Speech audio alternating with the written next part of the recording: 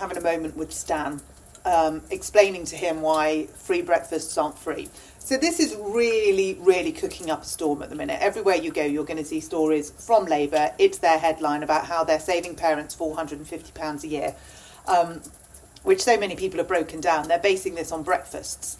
And everyone's like, well, actually, from what you're giving at schools, you're actually saving parents £95 a year. So it's not £450 a year. We've got the group of, I'm not going to call them bots, the group of people who keep saying, I don't understand why everybody's opposed to this. This isn't about breakfast. This is about childcare. It's like, no, it's free breakfasts that they're promoting. So if it was childcare, they'd be promoting free childcare. But they're not. They're promoting free breakfasts. And it's not free because the taxpayer has paid for it and will continue to pay for it. But it is for so many people that don't need it. So the knock-on effects, and I've sort of thrown myself out on X and said this, which could land me under a bus. But you see a lot of photos of the schools of where these free breakfasts are going. And they are sugary breakfasts. They are white toast, butter, jam, a few Cocoa Pops. And don't get me wrong, I am not remotely opposed to Cocoa Pops. Everything has its place and its place has everything. But if we are trying to sell something on a nutritious breakfast to improve children's life chances, it's not Cocoa Pops, is it? Let's be totally honest. So they're selling it on that. And the pictures of the children having breakfast, I feel, and this is the bit that's going to get me thrown under the bus, I feel like we're giving ourselves a new crisis, which is an NHS crisis of children that are having diets of processed and sugary foods, and children who are unhealthy in every demeanour because of their diet of unhealthy and processed foods, and the children that will be going to the NHS suffering from obesity, diabetes, from eating unhealthy and processed food. And this is where everyone comes in at me and goes, I can't believe you're opposing a policy that feeds children. I'm like, not. Never have. I haven't found anyone yet that opposes a policy that feeds children. Literally no one. I have not found one person on the face of this planet that opposes a policy that feeds children.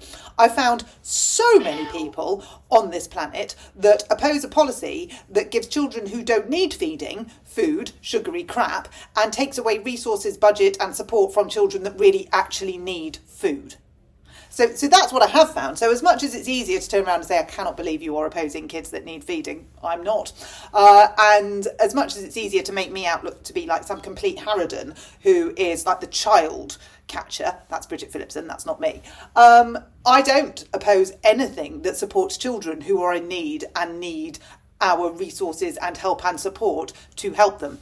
I massively oppose policies that put parents on the breadline, that tax parents and the cost of living and all of the financial contributions and constraints that we are under is stopping parents being able to afford quality nutritious food. I oppose that. I oppose a regime where parents are being forced to rely on the state where they didn't need to rely on the state. I oppose a regime where parents are having their freedoms and their choices taken away from them. I mean, this latest thing, which the Department for Education is doing about their best start hubs or something, when should I wean my child? Seriously, get a grip, Labour. That's what NCT is for. That's what Gina Ford is for. That's what every other practitioner is for, not the Department for Education. When should I wean my king child? Are you kidding me? You've now decided it's the state's role to tell parents when they should wean their child on what the best foods are, whilst giving out sugary breakfasts at schools for kids that don't need them. And this is my opposition. The disparity in what we're being told, what we're seeing, what our end goals are supposed to be, yet they are not lining up. The left hand is not talking to the right hand. On the one hand, we're stopping kids taking in birthday cakes into schools because it's unhealthy and we must take fruit kebabs and fruit skewers, but then we're giving them jam on white toast in the mornings for breakfast because we're giving them free breakfast and this will boost their life chances. Well, which one are we doing? Are we boosting or hampering them? Are we giving them diabetes and a GCSE, or are we giving them a fruit skewer and a filling? It's this interruption by the state on parenting our children. It is this we know better than you, so we're going to tell you when to wean your child. We're going to tell you that a school-based nursery is better for your child. It will improve their life chances because we've said it will. Because we said it will improve their life chances because they will be the Labour life chances that we agree with, not the actual life chances. And that's where we're getting in. We are just going round the back door, selling it on a positive. We're feeding the kids, free breakfast. Anyone that opposes that, you are a mean person. I cannot believe you oppose feeding children, you nasty, horrible person. Blech, go away. No, what you're doing is controlling children and controlling families. And I simply cannot be part of that. I will not be part of that. And I will keep speaking up about that. Because again, controlling children and families is where it all starts. Digital ID. So we're now told you don't have to have it. You don't have to have a smartphone. You don't have to have digital ID if you don't want to have digital ID, but it is going to cost you 85 quid if you want to prove who you are somewhere for something. It's a lie. It's a total lie. For a start, he's using it with buying a house and proving who you are when you're buying a house. No one can afford to buy a house anymore, Keir, so that ship sailed anyway, so just get off that one. But then it's something that a community note was put on the post on X going, that's utter bollocks.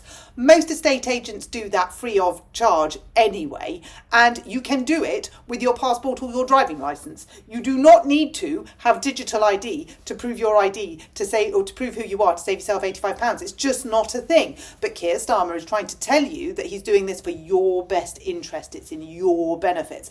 He really does forget that £85 to prove you can or can't buy a house is totally immaterial. The lack of bank balance proves you can or can't buy a house. Of course, if you're Keir Starmer and you've got your swanky pad in North London, then go for your life. You can afford 10, can't you? Because your pension's not being taxed. You're all right. You've got round that little scapegoat, haven't you? We, on the other hand, we will never be moving up the property ladder, my man, because you have made sure that you've closed that door. So 85 quid, digital ID, it's completely immaterial.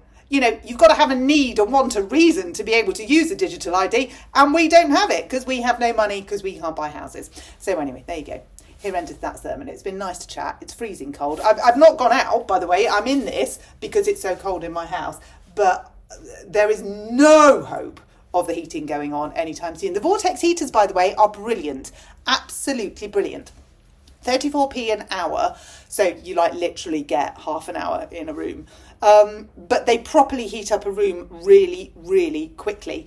And it stays. You've got to have the doors closed, the curtains closed, the shutters closed, the draft excluder in, all the things you would normally do, but it stays. Because have you seen the latest thing about now, if you've got a log burner or an open fire, you're going to die because of all the particles that are in your chest and floating around the houses. It's funny, isn't it, that for centuries people have been heating themselves by open fires, but now, because we can possibly tax it, eradicate it, and Ed Miliband can claim it as net zero, now you're going to die if you've got one. Well, so be it. I'd rather die warm with a nice log burner than cold without one. Just saying.